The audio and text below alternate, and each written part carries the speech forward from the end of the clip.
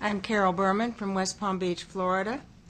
Mine is a sad but not a very unique story.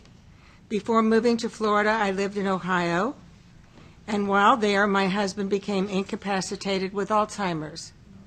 For 2 years, I managed a full-time job while getting assistance with specialized daycare programs and an occasional paid caregiver.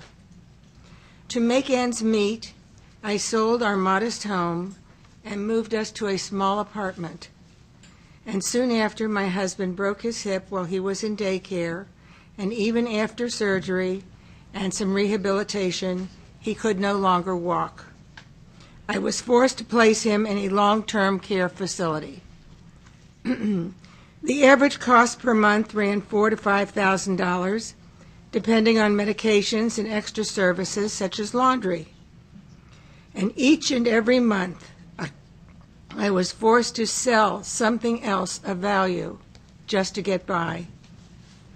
For 2 more years, I managed by cashing in all of our assets except for my own individual 401k, which, since I was not yet eligible for Social Security, was all that I had left.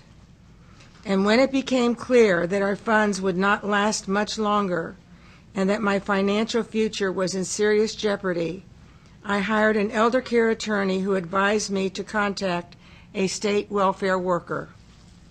To my chagrin, this person could not understand why I was concerned about depleting my funds down to the last dollar.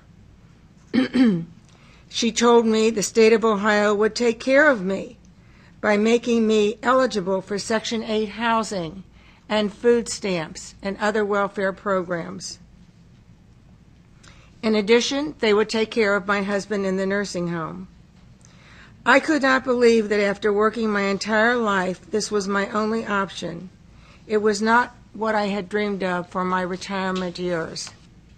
So I went back to the elder care attorney and asked him if there was any way at all that I could avoid impoverishment and taking welfare benefits and still preserve my only remaining source of money, my 401k. And that's when he told me that to do this, I would have to do the unthinkable. I would have to divorce my husband. And so I did. Thankfully, since my daily visits to the nursing home never wavered, my husband never knew the change in our marital status. He greeted me the same way every day during this terrible period with, "Here comes the pretty lady," because he could not remember my name. It is sad, and I feel guilty to this very day, that the only avenue left open to me was to take such a drastic measure to avoid poverty in my retirement years. This is why I simply do not understand why so many in Washington want to cut already modest Medicare and Social Security benefits. We should be looking for ways to improve these programs, including long-term care benefits, so that if we get sick, we don't end up having to go on welfare to pay for our care.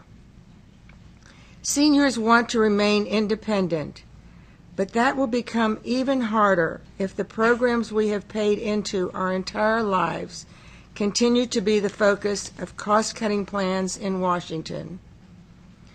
I lived on the edge of financial disaster for a long time just because my husband needed long-term care. Social Security and Medicare were the lifelines that I needed to come through that very difficult time. And they are lifelines that future generations will also need. They should be protected, and they should be strengthened. They should not be cut, and they should not be privatized. And I thank you for allowing me to testify.